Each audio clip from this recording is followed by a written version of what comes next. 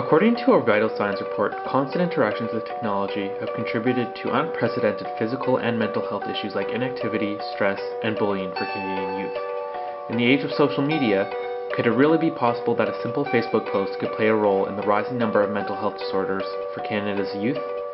Social comparison theory surrounds the idea that individuals are inclined to compare themselves based on their peers, especially while logged into the digital world.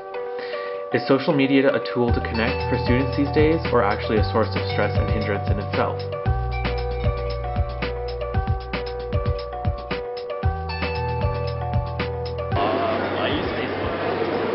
I use Facebook as well.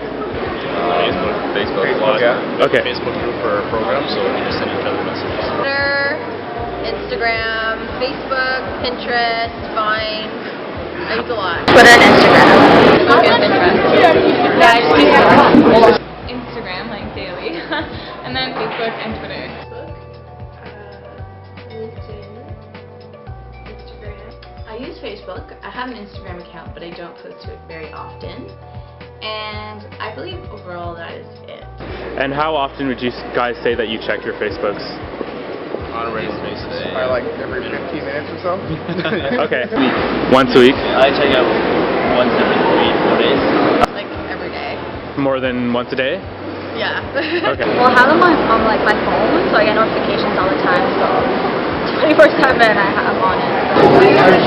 Probably if I don't check it within an hour, then I'm gonna I should probably go check it. Every 5 minutes. Okay. Unfortunately.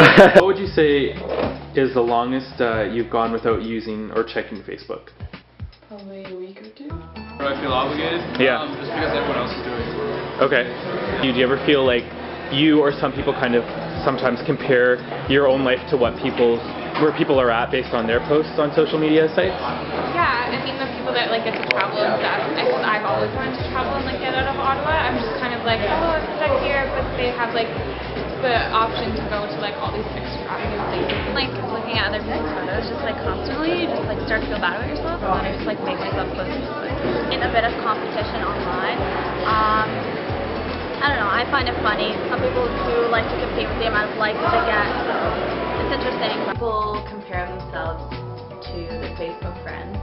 I know when a lot of people reach a certain age, they see all their friends getting married and getting engaged or having children, and that can definitely have an impact on people. A lot of my friends from back home in the Maritimes are getting married, and I'm kind of like, maybe I should be married too. They're the same age as me.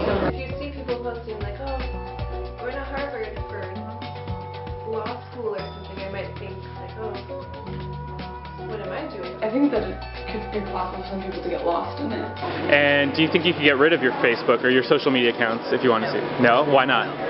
It's too addicting. You want to get rid of it to kind of get rid of the stress? Do you think that would help? Yeah, I've wanted to a few times, but I have a lot of family that lives really far away. And I've gotten rid of them occasionally, if I'm too stressed or if I need to focus on stuff. But Facebook I can't get rid of because that's how everybody talks.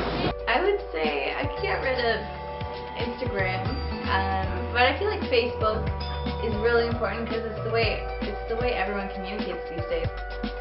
It's interesting to note that while almost all students agreed that Facebook and other social media sites were, to some extent, anxiety-inducing, none of them were really keen to get rid of them, for fear of missing out, not being connected to their friends and family, or simply not being in the loop.